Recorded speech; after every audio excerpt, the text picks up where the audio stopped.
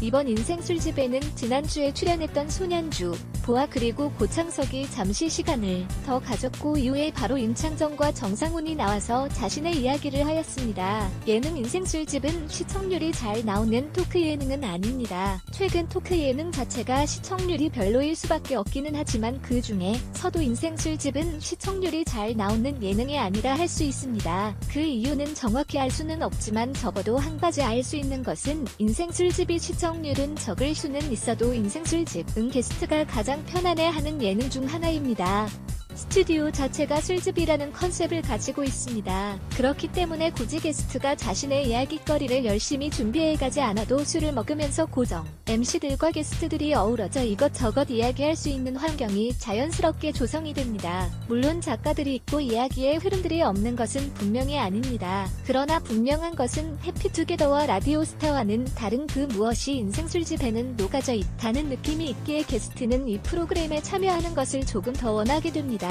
배우나 가수들 중에는 자신의 속내를 카메라 앞에서 이야기하는 것에 대해서 부담스럽게 생각하는 사람들이 많이 있습니다. 즉 캐릭터를 연기하는 것에는 최적화되어 있지만 원래 감성은 상당히 여려서 사람들 앞에 자신을 내보이는 것을 원하지 않는 사람들이 있다라는 것입니다. 그러한 아티스트들은 인생 술집과 같은 예능에 더 나오고 싶어 합니다. 어차피 홍보를 해야 한다면 자신이 이야기하고 싶은 분위기를 인생 술집은 만들어주니 말입니다.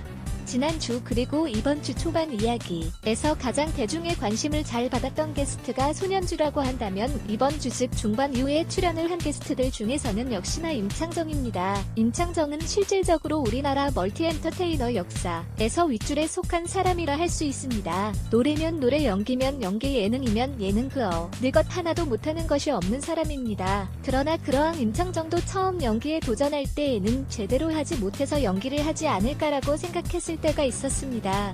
배우로서 지금은 그 누구보다도 맛깔나게 연기를 하지만 임창정 그도 초보였을 때가 있었고 그도 배우로서 하나라도 커리어를 쌓아가고 싶었던 때가 있었습니다. 그러한 그가 어느덧 3309 브라더스라는 영화사의 제작자의 위치에 서서 있는 상황에서 영화 게이트를 제작하다 보면 배우로서 자신이 했던 여러가지 행동들에 대해서 관계자 입장에서 보게 되었을 때 조금은 아쉽다라는 생각을 하게 된다라고 그는 말합니다.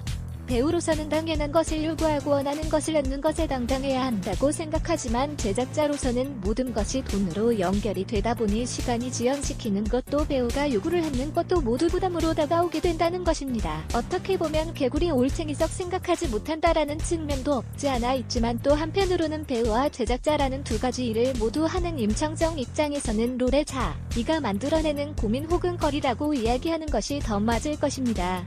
배우로서 삶을 살고 있으며 현재는 제작자로서의 삶도 같이 살아가고 있습니다. 그리고 이 둘 사이에서 묘한 거리감 혹은 괴리감을 느끼면서도 임창정 그는 자신의 일을 잘 해낼 것입니다. 정상훈이라는 배우와 친분을 유지하는 것을 보면서 임창정이 사람을 잘 보고 사람과 함께하려고 하는구나라는 생각이 들기도 하지만 게이트라는 영화를 만들어내는 제작자로서 그를 보면 또한 그가 또 다른 작품을 만들어낼 수 있는 위치까지 올라가고 있구나라는 생각이 들기도 합니다.